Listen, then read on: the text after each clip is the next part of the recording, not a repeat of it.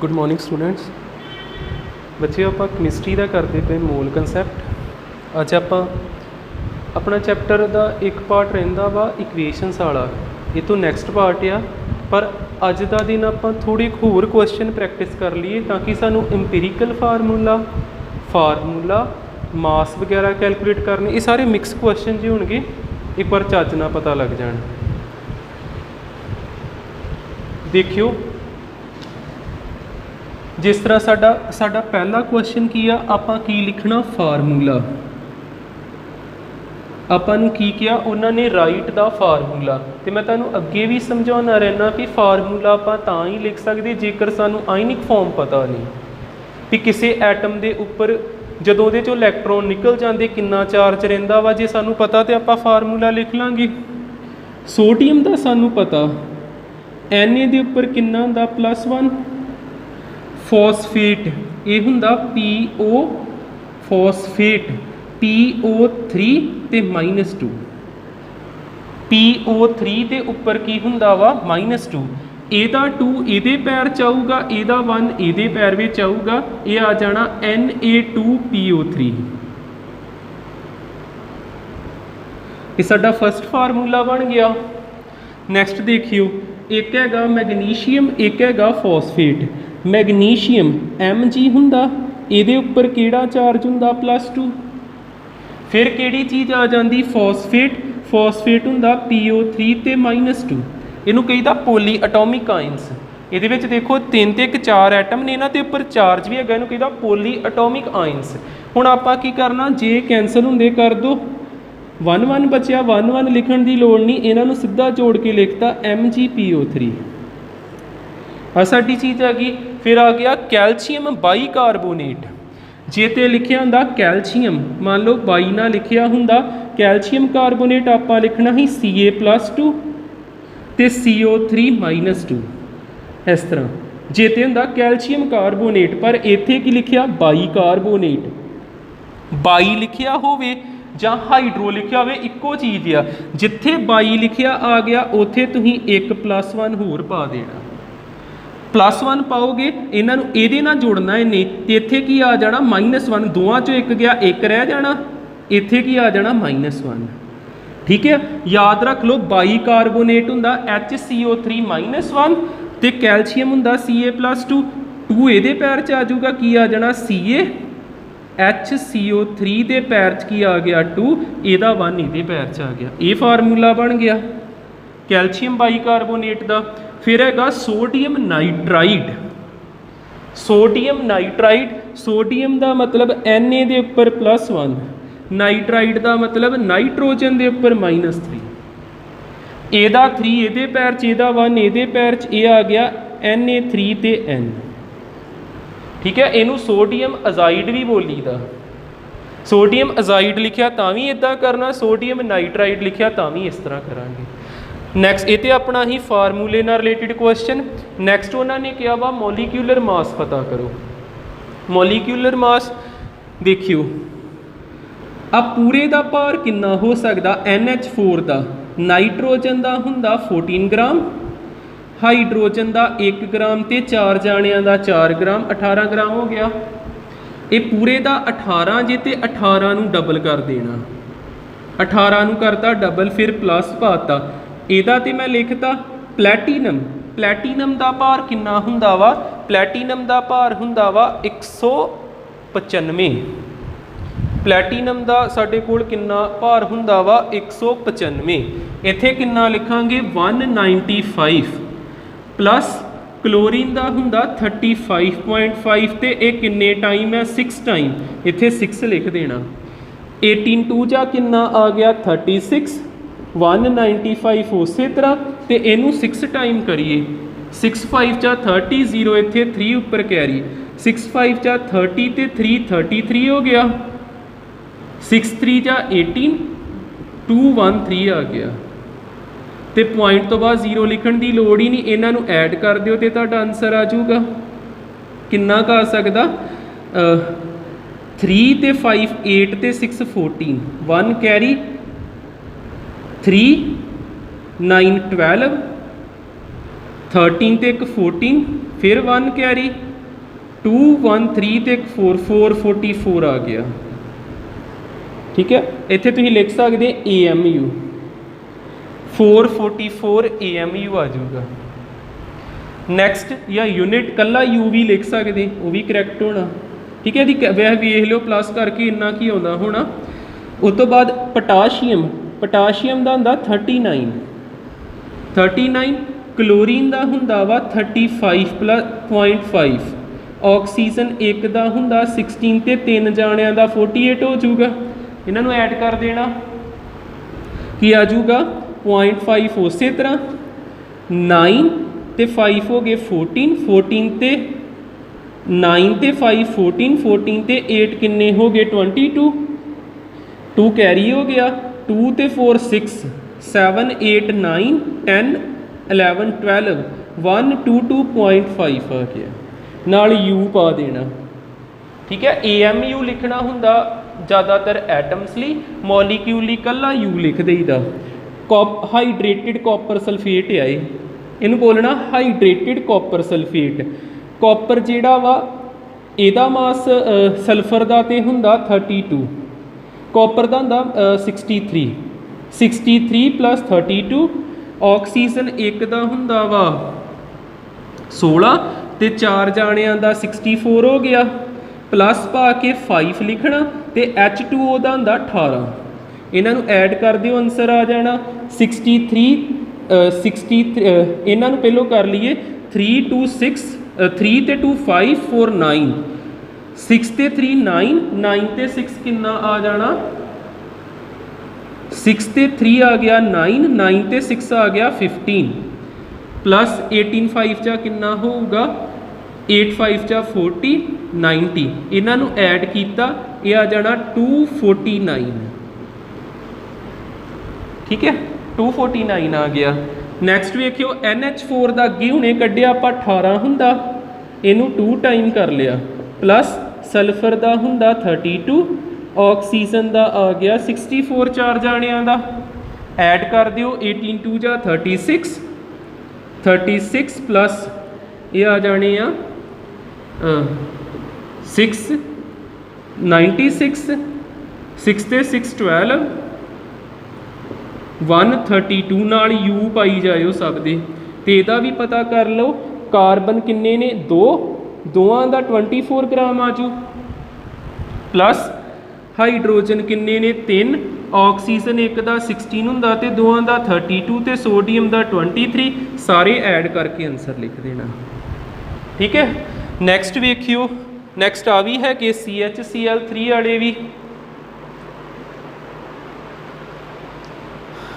Carbon का किन्ना हुंदा 12, हाइड्रोजन का 1, क्लोरीन का 35.5 ते इनू 3 टाइम कर देना। ठीक है, सिंपल मैथ रह गया, बस मैं तुहानूं थोड़ा कर रिवाइज करवाना पिया। इन्हां सौखी चीज़ समझ के इन्हां नूं स्किप ना करो, जिन्ना इन्हां नूं बार बार लिखोगे आपे टिप्स ते हो जाने। प्लैटीनम का किन्ना वा, क्रोमीयम का किन्ना, कॉपर का किन्ना। जिद्दां देखो क्रोमीयम आ गया, क्रोमीयम का तुहानूं नहीं पता होना, पर क्रोमीयम का हुंदा 51, इत्थे किन्ना लिखांगे 51, किन्ने टाइम 2 टाइम। ऑक्सीजन का हुंदा 16 ते किन्ने टाइम 7 टाइम। अमोनीया, अमोनीया कहना NH4 नूं इहदा हुंदा 18 ते किन्ने टाइम 2 टाइम। सॉल्व करके आंसर लिख देना।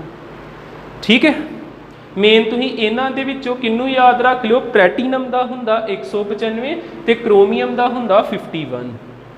साडा नैक्सट क्वेश्चन की हैगा वा, नैक्सट क्वेश्चन विच उन्होंने क्या एक्सप्लेन करो इंपीरिकल फार्मूला ते मॉलीक्यूलर फार्मूला। सानू उन्होंने क्या एक्सप्लेन करो इंपीरिकल फार्मूला ते मॉलीक्यूलर फार्मूला। इंपीरिकल फार्मूला हुंदा जे representation of atoms in a molecule in simple ratio. सीधा आपां कह सकते हैं representation of atoms, representation of atoms in a molecule in simple ratio, in simple ratio। Example H ते O, ये empirical formula जे हाइड्रोजन परऑक्साइड का, empirical formula of H2O2 का। देखो आ 2 2 नूं भी कैंसल करके HO ही लिखता, ਆ याद रख लियो दी स्टेटमेंट इदां ही लिख सकते तुसीं representation of atoms in a molecule in simple ratio. Molecular formula की हुंदा आपां इहनूं कह सकते हैं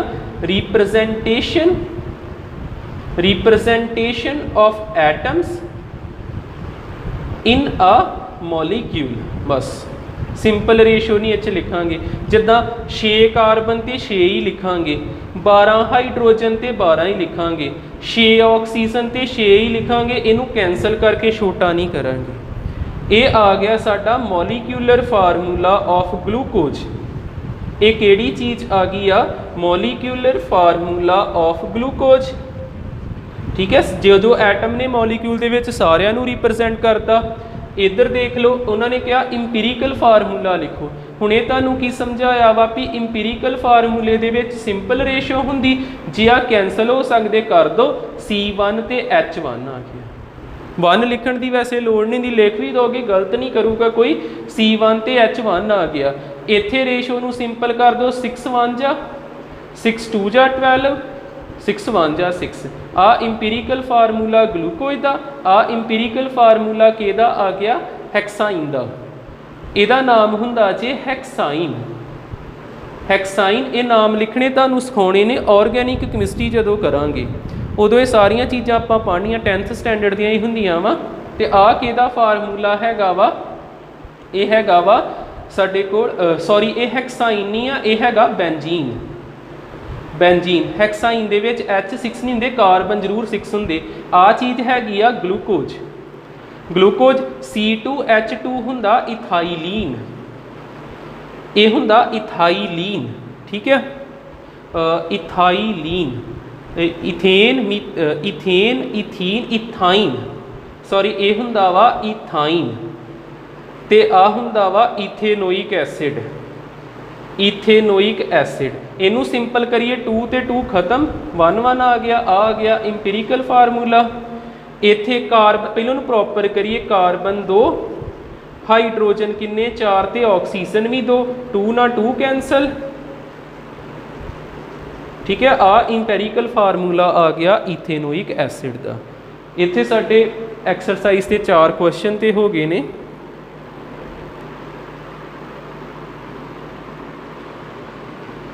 देखियो 2 क्वेश्चन 6th कंप्लीट कर लिए क्वेश्चन थोड़ा।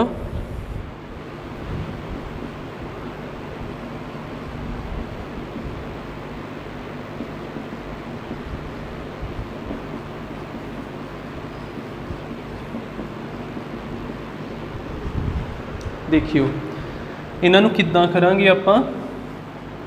उन्होंने सानू की कहा वा? उन्होंने कहा वा भी इस फार्मूले दे विच 3 तरह की किहड़ी जानकारी हैगी सानू दसो। इस फार्मूले तो तुहानू की पता लगता पिया? देखो पहला तो आपां कह दईए भी ये हाइड्रोजन ते ऑक्सीजन जिहड़े आ इन्हां दी रेशो किन्नी? 2:1। आपां कह सकते हैं इहदे विच पहली इनफॉर्मेशन सानू की पता लगी? Hydrogen hydrogen and oxygen combine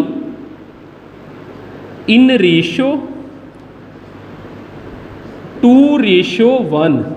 hydrogen के 2 एटम तो ऑक्सीजन का 1 एटम ना जी ये रेशो होंगी इनू कहीदा बाय वॉलीअम। रेशो देखी वॉलीअम के द्वारा। एक तो ये चीज़ होगी। दूसरी चीज़ सानू ये तो की पता लगती पई? पहली चीज़ तो होगी। दूसरा की पता लगता पिया? हाइड्रोजन का भार देखियो। हाइड्रोजन का भार हुंदा 1 जाने का 1 ग्राम ते 2 जाणियां दा 2 ग्राम। ऑक्सीजन का भार हुंदा 16 ग्राम। 2 1 जा 2 8 जा, फिर इन्हां दी एक रेशो हुंदी 1:8। आपां कह सकते हैं hydrogen and oxygen combine by mass. Gram दे विच की लिखीदा? Mass by mass in ratio किन्नी रेशो आ? 1:8। 2 तरह की इनफॉर्मेशन पता लग गई। जेकर तुसीं इहदे अल ध्यान ना देखो, इहदे विच हाइड्रोजन ते ऑक्सीजन 2:1 विच जुड़े बाय वॉलीअम। तो जे मैं बाय मास की गल करा किन्नी रेशो आ? 1:8। तो तीसरी गल जिन्ना च रेशो फिक्स होवे उन्हां नूं आपां कहीदा compound. It is a compound, एक हुंदा मिक्सचर, एक हुंदा कंपाउंड। भावें वाटर जिहड़ा तुसीं समुंदर विचों लो, भावें वाटर तुसीं ग्राउंड वाटर लै लो, भावें टैप वाटर लै लो, सारियां च रेशो की रहिंदी सेम। ठीक है जां होर आपां कह सकदे सिंपलैसट फॉर्म है इहो ही इहदा इंपीरिकल फार्मूला वा, जां आपां कह सकदे आ it is an empirical formula of water, empirical formula of water. ठीक है, ये तो कटिंग हो ही नहीं सकती होर छोटा, इनू की करोगे। ठीक है, क्लीयर हो गया ना तुहानू? तीन चीज़ां मैं इत्थे जिहड़ियां दसियां समझ लग गईयां। ठीक है, इनू अब मैं इदां लिख दिना हुण,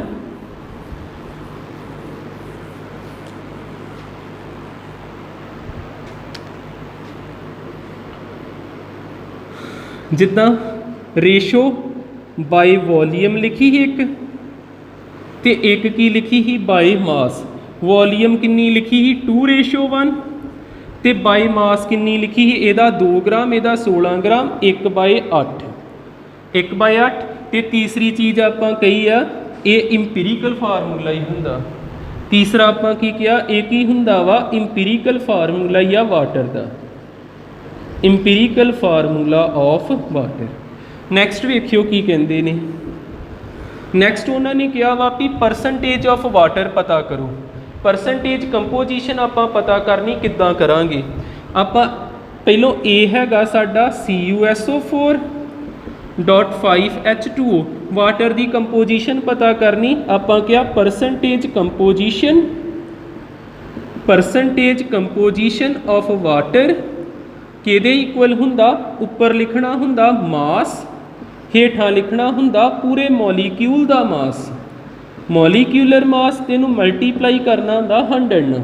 देखो पानी दा किन्ना भार आ, इहदा वाटर दा 18 नूं 5 टाइम करना जी, 5 × 18। ते हेठां कि कॉपर दा किन्ना हुंदा 63 प्लस सल्फर दा किन्ना हुंदा 32 प्लस एक ऑक्सीजन का 16 ते 4 का 64 हो गया प्लस 5 × 18 ते मल्टीप्लाई कितना कर देना 100 ना।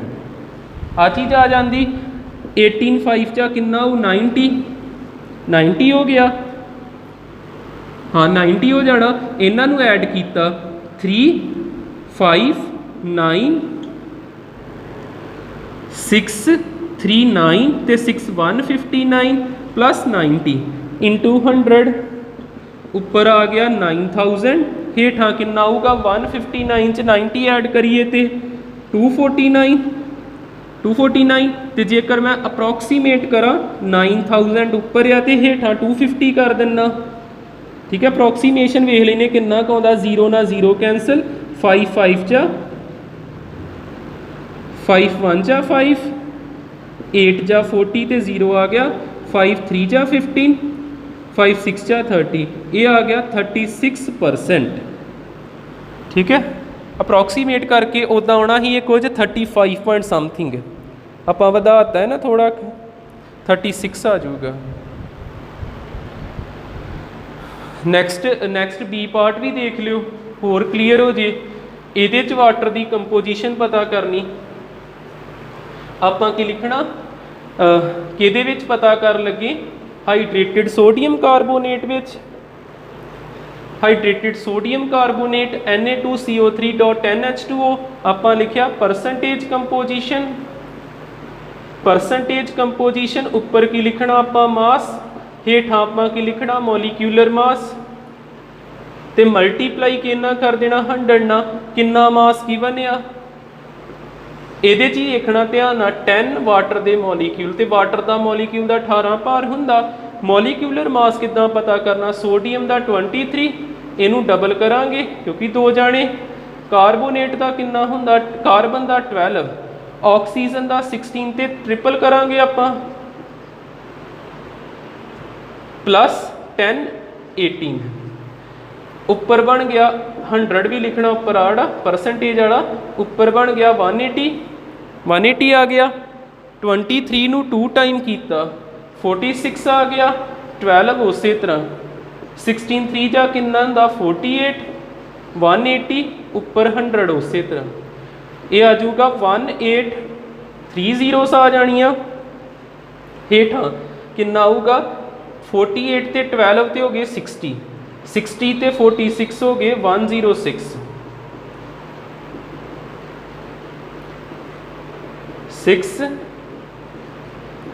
286 इनू भी सॉल्व करके कोई ना कोई इहदा परसेंटेज आ जाना। ठीक है, इस तरह आप कढ़ते हैं परसेंटेज ऑफ वाटर या किसी भी चीज़ की आप इस तरह परसेंटेज कंपोजिशन पता करी दी। होर करिए थोड़े question.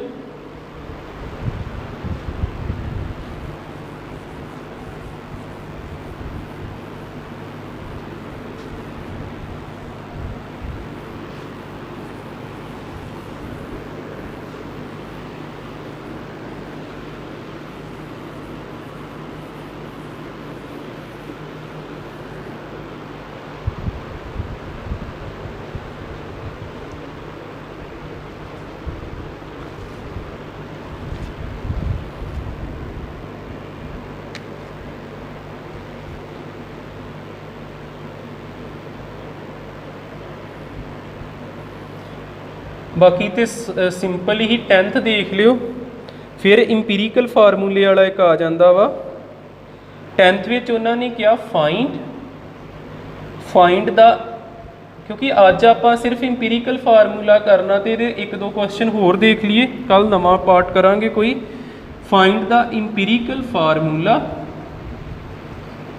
Of the compound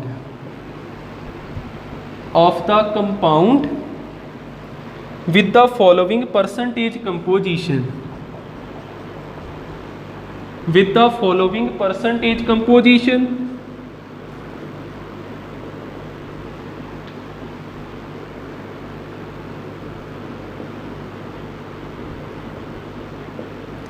with the following percentage composition की गिवन है सानू lead दिता 62.5%, नाइट्रोजन दिता 8.5%, ऑक्सीजन दिता 29.0%। एक तो क्वेश्चन ये हो जाऊगा इहदा बी पार्ट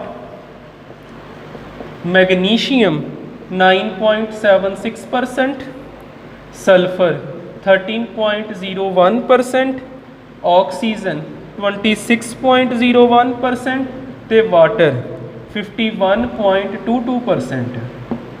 ठीक है, दो क्वेश्चन कर लिए, फिर अपना इंपीरिकल फार्मूले नाल रिलेटेड कोई प्रॉब्लम नहीं रह जानी। देखो किद्दां करना हुंदा इंपीरिकल फार्मूला किद्दां बनाउणा। आपां एक बन्ने लिखिया लैड, नाइट्रोजन, ऑक्सीजन। ठीक है, मैं जा वो कर दिना वाटर वाला हाइड्रेटेड साल्ट बनना। ये तो सिंपल कर ही लो, जिद्दां इनू तुसीं लिखता 62.5 ग्राम, 8.5 ग्राम तो 29.0 ग्राम। टेबल बनाई जाना, पूरा रेशो कट के ये जो भी पैरां च लिख देना। हुण इहदा देख लो, इहदा मैं प्रॉपर कर दिना। वेखियो सल्यूशन साडे कोल हैगा मैग्नीशियम, सल्फर, ऑक्सीजन ते वाटर इन्हां दी परसेंटेज जिहड़ी दित्ती उन्हां नूं ग्राम च लिख लई ते उपर की लिख लईदा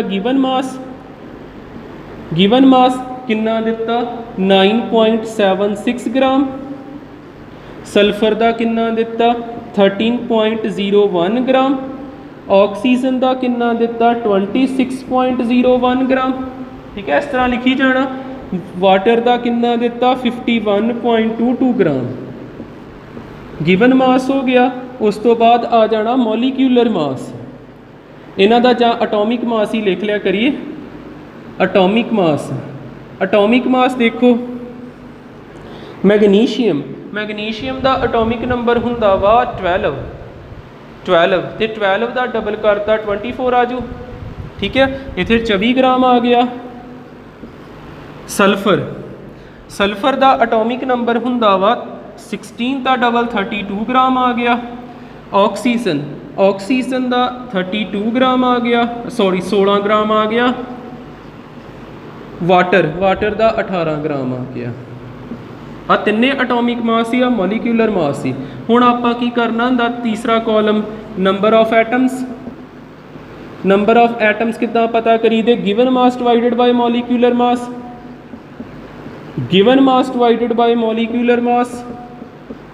ਸਾਰਿਆਂ 'ਚ इदा ही कर देना 26.01 डिवाइडेड बाय 16 51.22 डिवाइडेड बाय 18 वेखो इन्हां दा कैंसल करके किन्ना क आउंदा जेकर आपां इहनूं इहदे नाल डिवाइड करिए ये आना 0 पॉइंट समथिंग जिद्दां यह हैगा 976 हेठां 2400 ਜਿਹਨੂੰ ਇੱਥੇ ਡੈਸੀਮਲ ਲੱਗੂਗਾ एक 0 आ जाऊगा तो ये किन्ने ते जाऊगा 24 4 टाइम चल जाना ये आ जाना 0.4 ठीक है। आप अप्रॉक्स लिखना हुंदा वा 32 नूं इन्ना करिए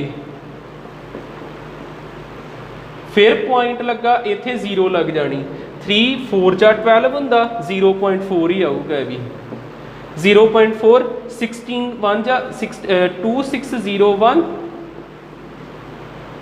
16 1 जा किन्ना हुंदा 16 ते किन्ने बाद जाने आ 10 ये हुंदा वा 5 ते